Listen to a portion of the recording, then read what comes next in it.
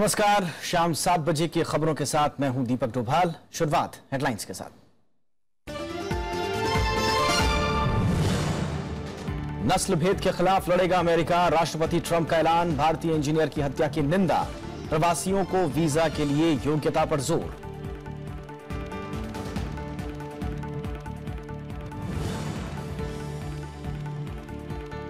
प्रधानमंत्री का उत्तर प्रदेश में बहुमत का दावा। अखिलेश यादव ने कहा, हार के डर से भयभीत है बीजेपी। मायावती का केंद्र पर वादा खिलाफी का आरोप।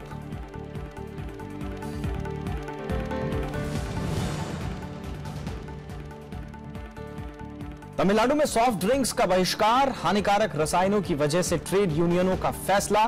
दुकानों से स्टॉक हटाना शुरू।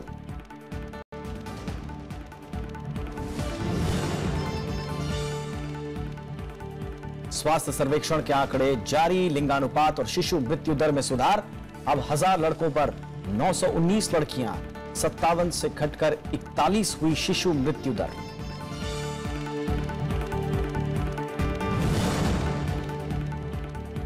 और निशानेबाजी विश्व कप में भारत को पहला गोल्ड।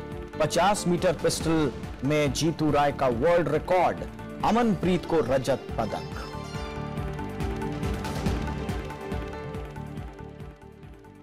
और सबसे पहले पहली खबर।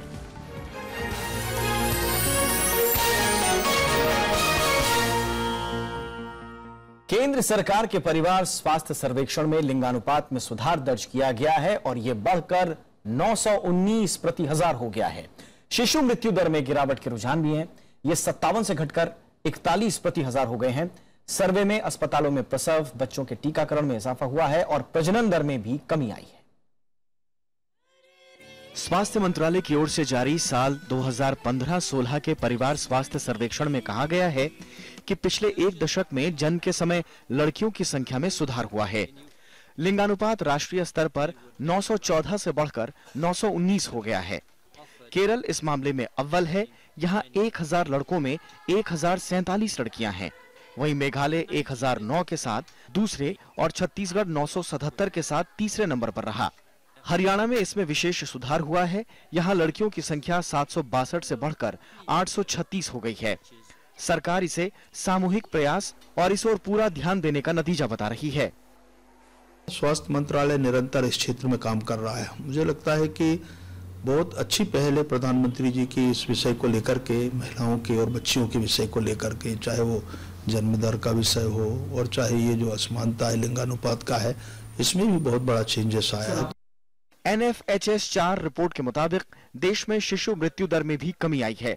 2005-6 में जहां यह आंकड़ा 57 प्रति 1000 था, वो 2015-16 में घटकर 41 हो गया है।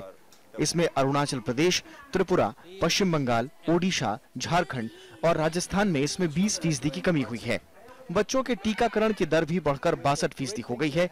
अस्पतालों में कराए गए प्रसव में करीब 40% इजाफा हुआ है और ये करीब 39% से बढ़कर 79% हो गया है। पिछले सर्वेक्षण के मुकाबले सभी राज्यों में कुल प्रजनन दर में भी कमी आई है। इसमें जननी सुरक्षा जैसी योजनाओं का अहम योगदान है। एक तो माइंडसेट चेंज होना चाहिए।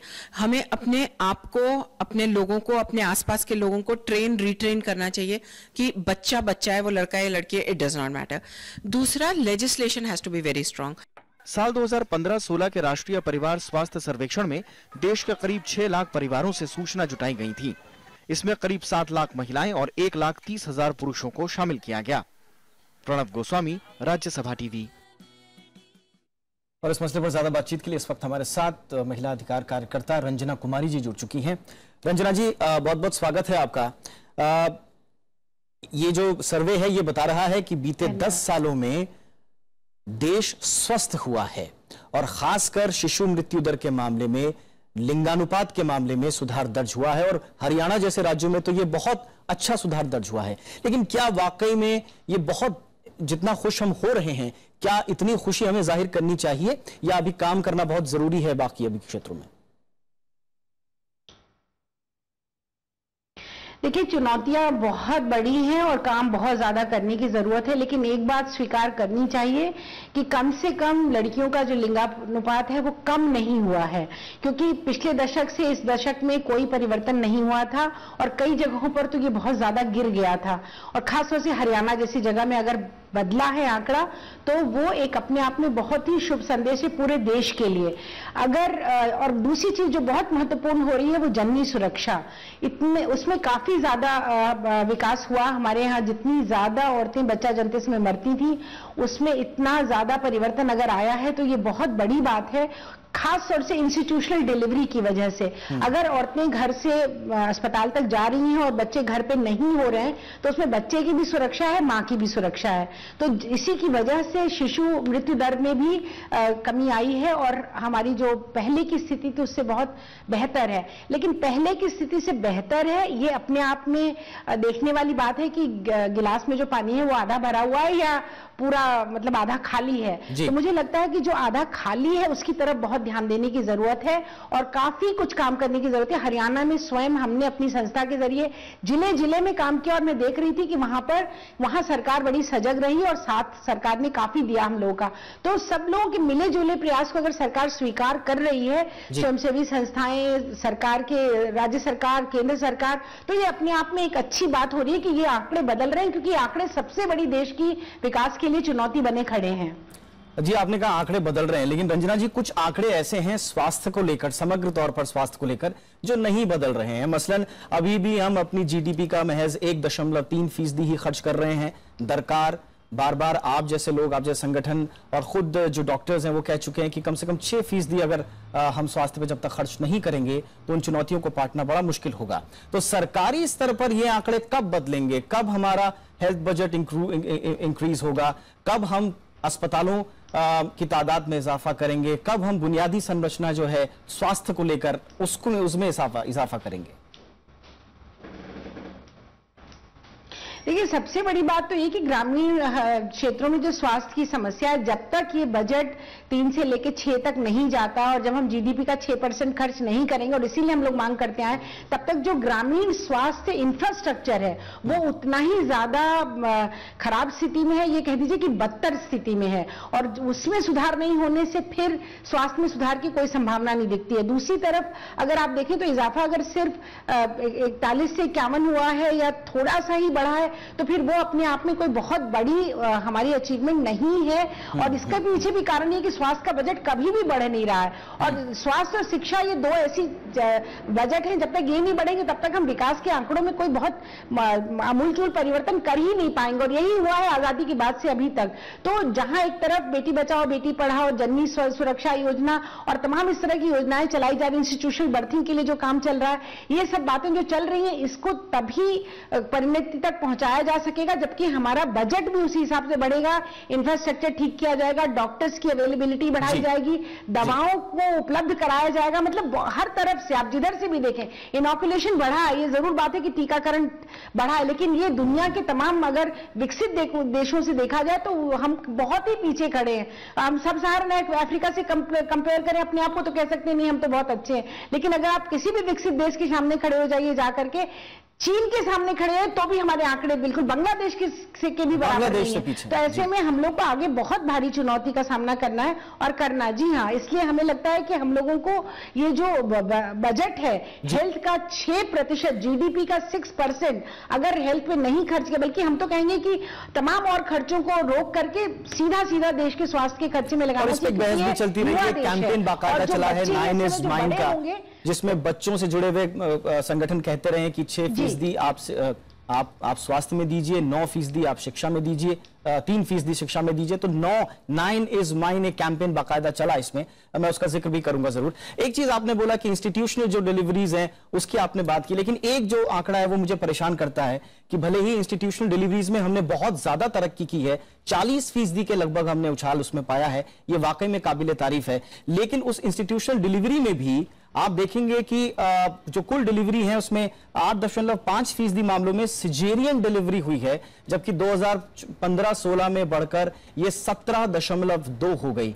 यानी कि सिजेरियन डिलीवरीज आज भी हो रही हैं और सरकार बार बार कह चुकी है, स्वास्थ्य कर्ता बार बार कह चुके हैं कि जब तक जरूरी ना हो, सिजेरियन डिलीवरीज ना हो। इसके लिए आप किसको जिम्मेदार मानती हैं और इस दिशा में कैसे सुधार होगा? देखिए, तमाम देश के हम लोग जैसे कार्यकर्ताओं और गायनेकोलॉजिस्ट में भी ये कंसेंसस रहा है कि वो एक जो पीरियड होता है बच्चा पैदा होने के दर्द के बीच में और बच्चा पैदा होने के बीच में, उसमें इंतजार की जरूरत होती है और उसमें औरत के साथ खड़े होकर उसको साहस बढ़ाने की जरूरत है। और उसके पहले जो उसकी डिफिशियंसीज हैं, जो उसकी भी किसी, चाहे उसके अंदर आयरन की डिफिशियंसी है, चाहे किसी भी और तरह की, उसको ठीक करने की जरूरत होती है, फॉलिक एसिड और तमाम चीजें दे करके। तो बहरहाल ये चीजें बिना किए और तत्काल ले जा करके और ऑपरेशन से बच्चा पैदा करते हैं तो उसमें इतना इजाफा कहीं ना कहीं इंगित करता है कि तमाम देश के जो अस्पताल हैं वो, क्योंकि उसमें खर्चा आता है, उसमें औरतों को देना पड़ता है, वो फ्री में नहीं होता है। तो ऐसे में कहीं ना कहीं उसकी आर्थिकी भी जुड़ी हुई है जो कि डॉक्टरों को लाभ पहुंचाती है। तो ये चीजों को भी रोकना चाहिए। इस चीजों के बीच में इन्वेस्टिगेशन, अब जब ये वाला आंकड़ा हमारे सामने आया है तो जरूर एक रिसर्च करके इंटेंसिव जाकर के उसको देखने की जरूरत है कि आखिर क्या कारण है कि इतनी तेजी के साथ जो इस तरह की डिलीवरी है वो बढ़ा दी गई है। तो उसको भी देखने की जरूरत है। और सचमुच ये डिस्टर्ब करने वाला आंकड़ा है क्योंकि हिंदुस्तान में ये प्रक्रिया, ये परंपरा पहले कभी नहीं रही है और दुनिया में लोग अब नेचुरल डिलीवरी की बात कर रहे हैं और हम लोग देखिए किस तरफ जा रहे हैं। बहुत बहुत शुक्रिया रंजना जी इस जानकारी के लिए। तो ये थी हमारी पहली खबर। एक छोटा सा ब्रेक के उस पार कुछ और खबरें।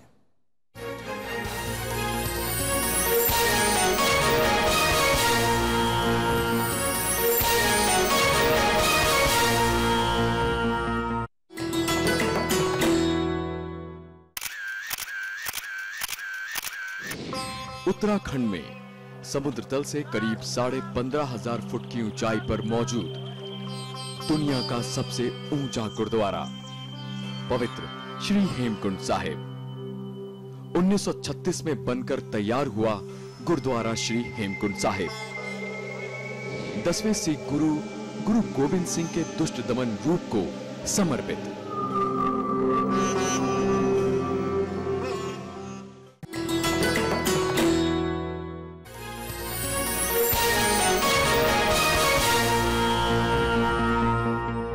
उत्तर प्रदेश में छठे दौर के लिए प्रचार जोरों पर है। प्रधानमंत्री नरेंद्र मोदी ने महाराजगंज और देवरिया में रैली कर विरोधियों पर निशाना साधा। उन्होंने कहा कि जनता समाजवादी पार्टी सरकार से तंग आ चुकी है और इसके साथ ही प्रधानमंत्री ने राज्य में पूर्ण बहुमत से बीजेपी की सरकार बनने का भरोसा भी जताया। प्रधानमंत्री नरेंद्र मोदी का कहना है कि उत्तर प्रदेश की जनता बदलाव के लिए तैयार है। महाराजगंज रैली में उन्होंने कहा कि यहाँ की जनता 15 साल से चल रही लूटपाट को लेकर गुस्से में है। उन्होंने समाजवादी पार्टी कांग्रेस गठबंधन पर जमकर शब्दों के तीर चलाए। प्रधानमंत्री ने कहा कि एक पार्टी ने उत्तर प्रदेश को बेहाल बनाया और दूसरे ने बेहाल बनने के बारे में बात की, लेकिन बाद में दोनों ने हाथ मिला लिए। आज चर्चा ये नहीं है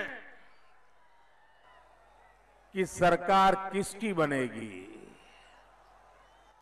चर्चा ये है कि भाजपा 2/3 बहुमत से जीतेगा कि 3/4 बहुमत से जीतेगा, इसकी चर्चा है। प्रधानमंत्री ने नोटबंदी पर विपक्ष के हमलों का भी जवाब दिया। उन्होंने कहा कि जीडीपी आंकड़ों ने नोटबंदी को सही साबित किया। मंगलवार को जारी आंकड़ों के मुताबिक पिछले साल अक्टूबर से दिसंबर के बीच जीडीपी विकास दर 7% रही। कल जीडीपी के आंकड़े आए, उन्होंने फिर से सिद्ध कर दिया कि नोटबंदी के बावजूद भी हिंदुस्तान के ईमानदार लोगों ने, हिंदुस्तान के मेहनतकश लोगों ने, हिंदुस्तान के गांव के लोगों ने, हिंदुस्तान के किसान ने, हिंदुस्तान के नौजवानों ने भारत की विकास यात्रा को कोई आंच नहीं आने दी। महाराजगंज रैली में प्रधानमंत्री ने सीधे तौर पर बीएसपी प्रमुख मायावती पर निशाना साधने से परहेज किया। छठे दौर में 7 जिलों की 49 सीटों पर 4 मार्च को वोटिंग होनी है। इस दौर के लिए गुरुवार को चुनाव प्रचार का आखिरी दिन है। Bureau report, Rajya Sabha TV. छठे और 7वें दौर के लिए समाजवादी पार्टी, कांग्रेस और बीएसपी के दिग्गज भी लगातार रैलियों में जुटे हैं। कांग्रेस उपाध्यक्ष राहुल गांधी ने कुशीनगर में, तो समाजवादी पार्टी अध्यक्ष अखिलेश यादव ने देवरिया और मऊ में रैली की। वहीं बीएसपी प्रमुख मायावती ने सोनभद्र में रैली कर विरोधियों पर तंज कसा। देवरिया और मऊ की जनसभाओं में समाजवादी पार्टी अध्यक्ष अखिलेश यादव ने बीजेपी और बीएसपी को घेरने की कोशिश की। उन्होंने कहा कि प्रधानमंत्री नरेंद्र मोदी ने हार मान ली है इस वजह से त्रिशंकु विधानसभा की बात कर रहे हैं। अखिलेश यादव ने कहा कि कांग्रेस के साथ समाजवादी पार्टी के गठबंधन से बीजेपी और बीएसपी के लोग बेहद परेशान हैं। मैंने उन्हें कई बार समझाया, फिर समझा रहा हूं कि ये दो कुनबों का गठबंधन नहीं है, ये दो युवा नेताओं का गठबंधन है, जो प्रदेश की राजनीति और देश की राजनीति को आगे ले जाने के लिए गठबंधन हुआ है। राहुल गांधी ने कुशीनगर रैली में प्रधानमंत्री को किसान विरोधी बताते हुए सिर्फ अमीरों के लिए काम करने का आरोप लगाया। उन्होंने कहा कि उत्तर प्रदेश की सत्ता हासिल करने के लिए प्रधानमंत्री लगातार झूठे वादे कर रहे हैं।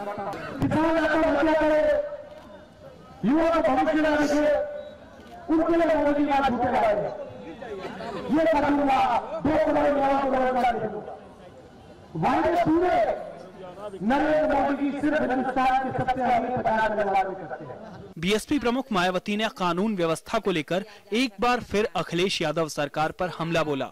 सोनभद्र रैली में उन्होंने कहा कि जब से समाजवादी पार्टी सत्ता पर काबिज हुई है, प्रदेश में अपराधियों का बोलबाला हो गया है। प्रधानमंत्री पर तंज कसते हुए उन्होंने कहा कि अब लोग बीजेपी को भारतीय जुमला पार्टी कहने लगे हैं। अब लोग पूरे देश में भारतीय जनता पार्टी को यहाँ भारतीय जुमला पार्टी भी कहने लगे हैं, जो काम कम और जुमलेबाजी ही ज्यादा करती है। 7वें और आखिरी दौर के लिए 7 जिलों की 40 सीटों पर मतदान होना है। इसमें सोनभद्र जिले की 4 सीटें भी शामिल हैं। Bureau report, Rajya Sabha TV. और जीडीपी के आंकड़ों को लेकर आरोप प्रत्यारोप शुरू हो गया है। वित्त मंत्री अरुण जेटली ने कहा है कि नोटबंदी के विरोधी अब गलत साबित हो गए हैं। कांग्रेस और वाम दलों ने आंकड़ों की प्रामाणिकता पर ही सवाल उठा दिए। वित्त मंत्री अरुण जेटली ने कहा है कि विकास दर के नए आंकड़ों से नोटबंदी के आलोचक गलत साबित हुए हैं। उन्होंने कहा कि उन्हीं क्षेत्रों में नोटबंदी का असर पड़ा है जहां काले धन का ज्यादा उपयोग होता था। वित्त मंत्री ने उम्मीद जताई कि आने वाले महीनों में विकास दर और तेज होगी। डीमोनेटाइजेशन के बाद भी सबसे तेजी से विश्व के अंदर बढ़ना, ये उसके अनुकूल है जो हम लोग उस वक्त कहते थे। अंदाजे से अर्थव्यवस्था के बारे में बोलना एक विषय है, लेकिन वास्तविकता समझना दूसरा विषय है। हालांकि कांग्रेस इन आंकड़ों पर भरोसा नहीं कर रही है। पार्टी का आरोप है कि जीडीपी के आंकड़ों को बढ़ा चढ़ाकर पेश किया जा रहा है और इससे भारत की साख पर असर पड़ेगा। पार्टी के मुताबिक नोटबंदी से जीडीपी को 2.5 लाख करोड़ रुपए के नुकसान की आशंका है। जो असंगठित क्षेत्र में उद्योग हैं, वहां जो नुकसान हुआ है, वहां जो कारखाने बंद हुए हैं, वहां जो नौकरी टूटी है, उसका अनुमान अभी सरकार के पास और किसी के पास नहीं है। केंद्रीय सांख्यिकी संगठन ने मंगलवार को जीडीपी का अनुमान जारी किया था। इसके मुताबिक पिछले साल अक्टूबर से दिसंबर के बीच अर्थव्यवस्था 7% की दर से आगे बढ़ेगी। देश में 8 नवंबर को नोटबंदी लागू करने का ऐलान हुआ था। इस बीच रेटिंग एजेंसी मूडी ने कहा है कि नोटबंदी से भ्रष्टाचार और टैक्स चोरी पर रोक लगेगी। हालांकि एजेंसी ने कहा कि जनवरी से मार्च के बीच अर्थव्यवस्था 6.4 की दर से आगे बढ़ेगी। Bureau report, Rajya Sabha TV.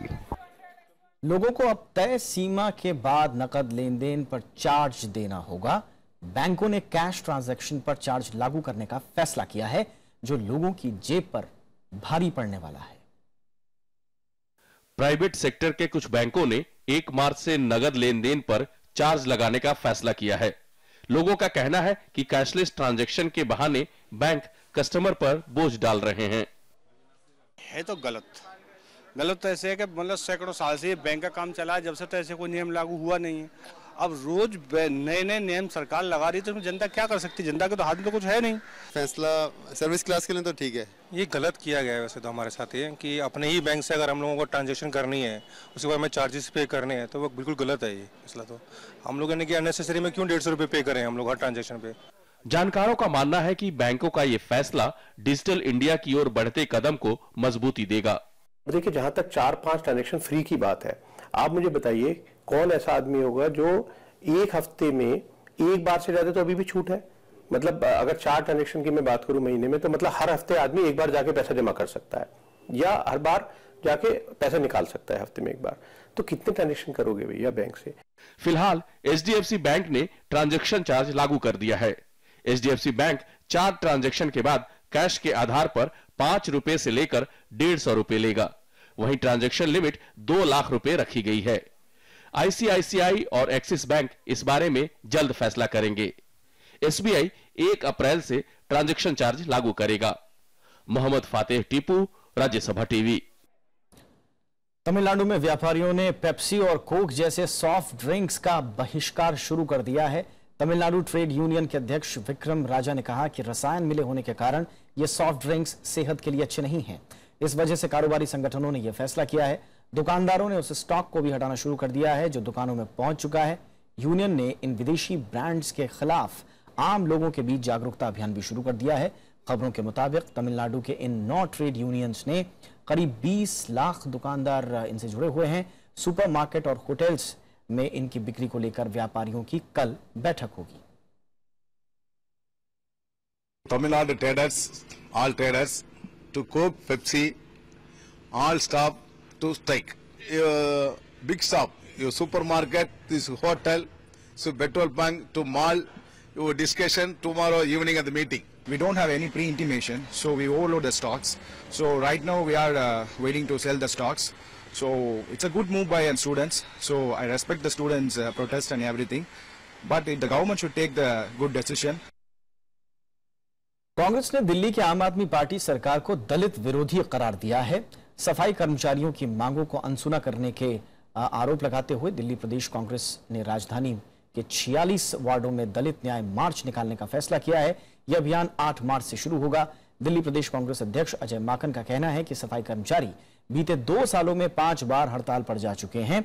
नई भर्तियों पर रोक लगाने के मुद्दे पर भी कांग्रेस दिल्ली सरकार को घेरने की तैयारी में है।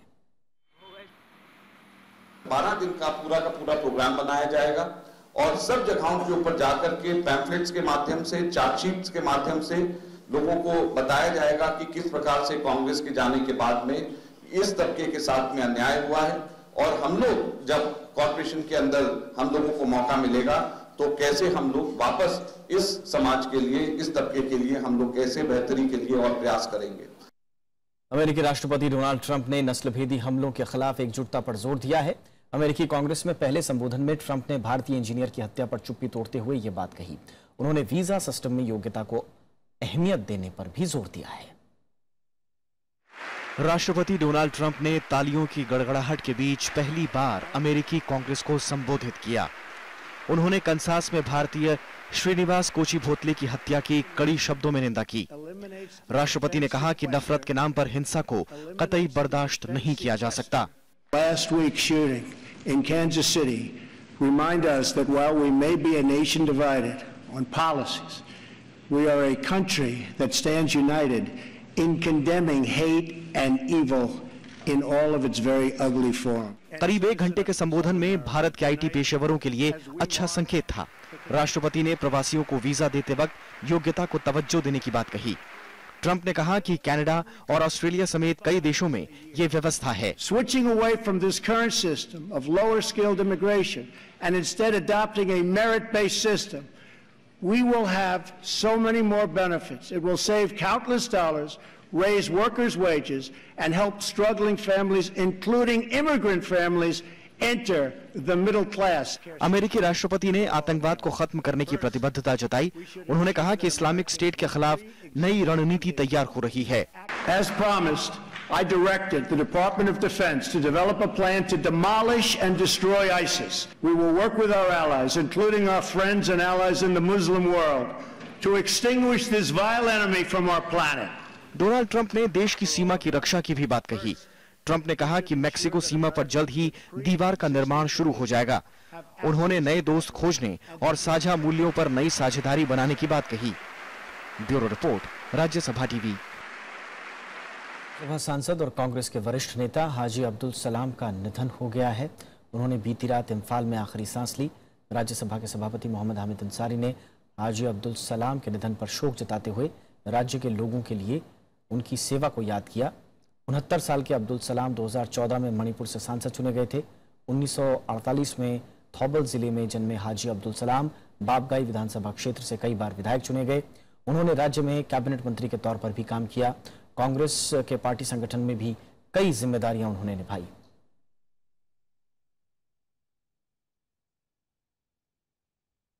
कुछ खेल की खबरें। जीतू राय ने बेहतरीन वापसी करते हुए दिल्ली में चल रहे वर्ल्ड कप निशानेबाजी में 50 मीटर पिस्टल में गोल्ड मेडल जीत लिया है। जीतू राय ने इससे पहले कल 10 मीटर एयर पिस्टल में ब्रॉन्ज मेडल जीता था। आज उन्होंने फाइनल में अनुभव का बखूबी इस्तेमाल करके वर्ल्ड रिकॉर्ड स्कोर के साथ सोने पर निशाना साधा। जीतू ने 230.1 का स्कोर बनाया। इसी स्पर्धा में दूसरे भारतीय निशानेबाज अमनप्रीत सिंह सिल्वर मेडल हासिल करने में सफल रहे। अमनप्रीत ने 226.9 का स्कोर बनाया। ईरान के वाहिद गोल खानदन ने 208 का स्कोर बनाकर कांस्य पदक जीता। फाइनल में पहली 2 सीरीज के बाद जीतू 93.8 अंक के साथ 8 निशानेबाजों के बीच छठे स्थान पर चल रहे थे। बाद में शानदार वापसी करते हुए उन्होंने स्वर्ण जीत लिया। इसी के साथ इस बुलेटिन में इतना ही। नमस्कार।